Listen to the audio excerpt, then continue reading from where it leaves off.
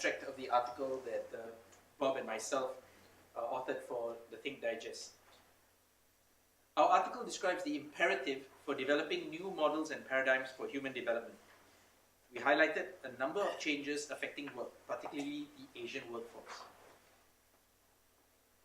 Transformations in the human life cycle, new forms of employment, and the impact of technology on jobs and education will affect populations old and young in countries already rich and those trying to get there. We feel that these changes mean nothing less than the reinvention of HR in companies, and that these transformations present a challenge for thought leadership grounded in Asia for Asia. Bob, for the benefit of those who are still digesting the article, could you just outline the main argument we made and maybe opportunities for other things we could discuss? Thank you.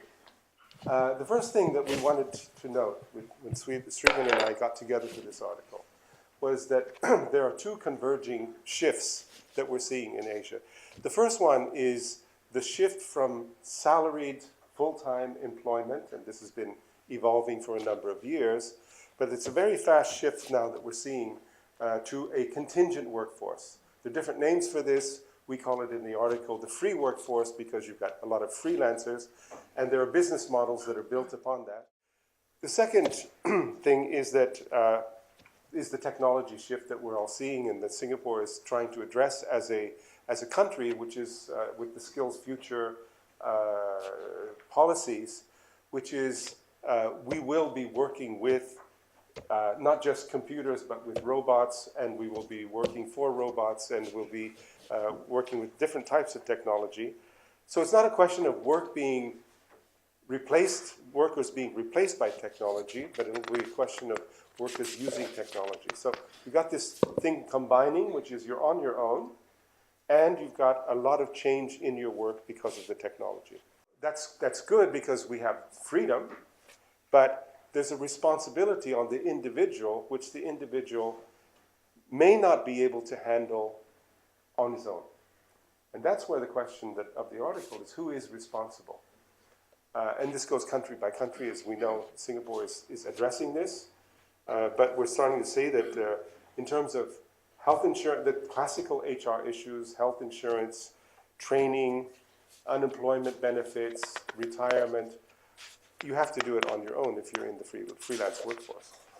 Does government policy and government resources, is that sufficient to be able to help this freelance workforce? Or will we start to see professionals, like we see the classic HR function in a company, who are helping people with their employment issues? One example that I think you all know, Grab Taxi. Grab itself has about 2,500 employees to manage that. The employees are managed by HR, but who manages the 1.5 million drivers? And these kind of business models are becoming more and more common. So what we're seeing is 5 shifts that are very disruptive. First one is that the idea of human capital, which is basically economic criteria applied to people, is insufficient. We have to start thinking of what people actually want. So the economics of human development seems to us, more appropriate as a paradigm. You can still measure human development, but more appropriate than just taking the economic criteria of human capital. Often the experts are Westerners. And this is shifting now because we're starting to see that not only does Asia have a mass of university degrees, but there are more university degrees being produced within the circle of Asia, including China and India, than there are in the rest of the world. So the talent has shifted to here, and now we're looking for the next stage, which is the leadership challenge. HR as a function is behind in that shift. We're not in a leadership position.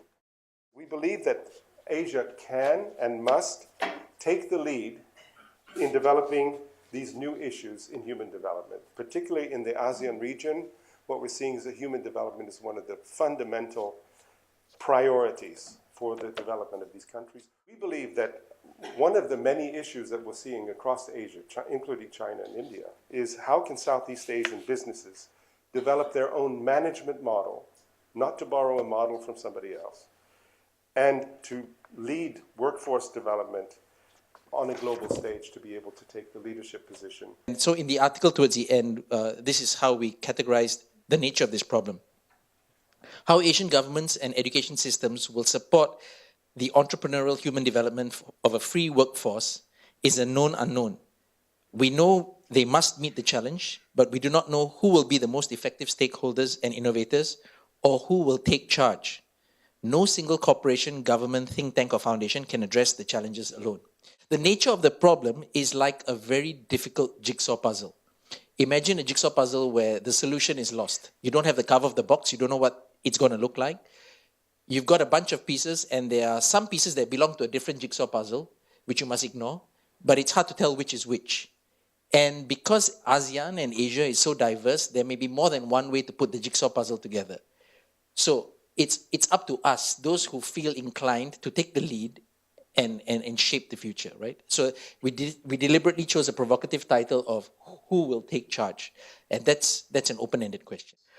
In PACnet, it was a company that was failing. We were brought in as top management to turn it around. But then we decided as a management team that the only way we're going to innovate and the only way we're going to make this company more valuable and useful to the world and to our investors is going to be by doing something different. And then we realized we had no resources. We had no money. We were a struggling company with a lot of debt. We had only 1,000, 1,200 people, and they were all telecom people, so the only things we could do were telecom. And we had a lot of infrastructure, but not much more. So what we decided was we're going to work with people outside the company.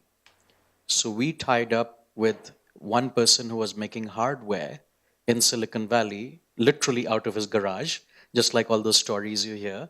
And he was able to provide us hardware that was actually doing the same job as something that Cisco makes, but for about 1/25th the price. Then we met these very nice people in Ukraine who were very good software programmers, and they were able to do software programming as well as anyone in Silicon Valley, but for 1/10 the cost. And we started to knit together these people, and to cut a long story short, every telecom company in the world, big or small, including Singtel, including AT&T, who I used to work for, has been trying to achieve this holy grail called software-defined networking, which is basically, if you know, Amazon does the hosting for websites, right? It works very fast, very easy. You can just do it on your laptop. It's the same thing for telecom. So instead of going through the sales process, signing something, then, Singtel will send one engineer here, Hong Kong Telecom will send another engineer there, and 3-month process, you can do it in 10 minutes. This has been the holy grail. Companies have put billions of dollars into it. Over 5 years, a decade, we were able to actually achieve that and roll it out within 12 months with a budget of only $5 million. And the reason was because we did it differently. And once I came into this e-commerce space, which by the way is very scary. I mean, if you're in a traditional business and you go into these e-commerce companies, it is a very scary experience. I can tell you about it if you want to hear that later. But out here, people are doing things like that every week. And the pace is so fast.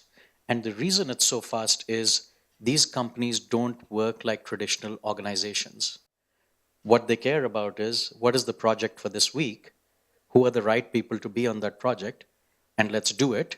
And it doesn't matter if the person works for the company, is a freelancer, is a contractor coming to you from a third-party agency like a Manpower or whatever, an Adecco, or is a person in the academic world, or is a person who's working for your customer or anyone else.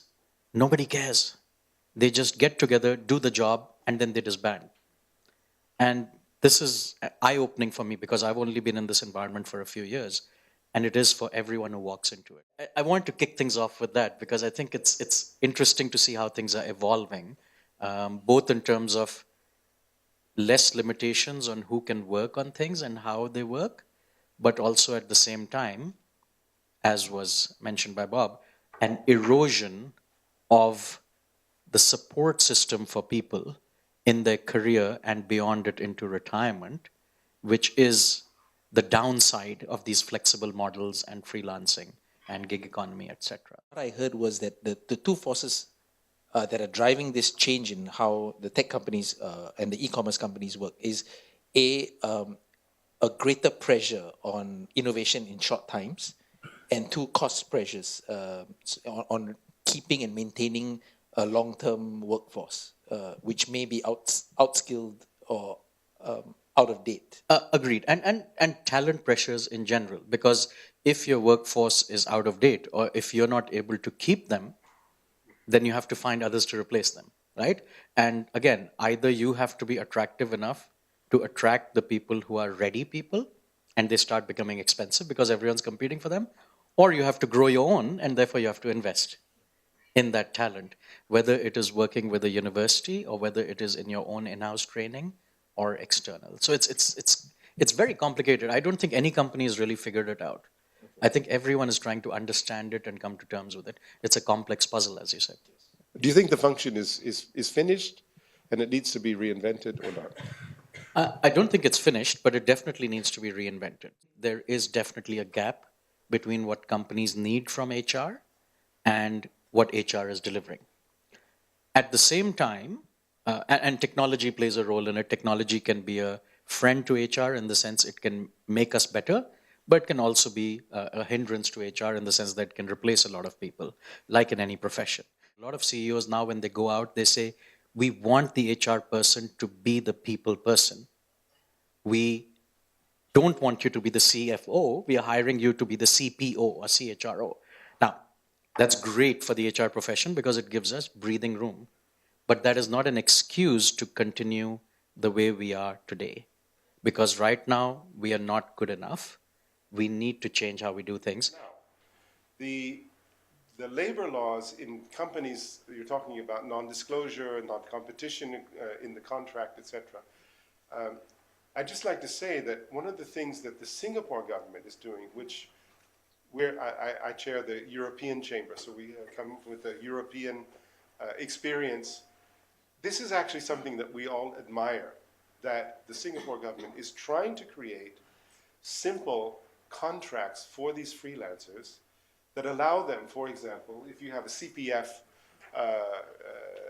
for your retirement or you want to buy an apartment, if you're a freelancer, you cannot get a loan to buy your apartment.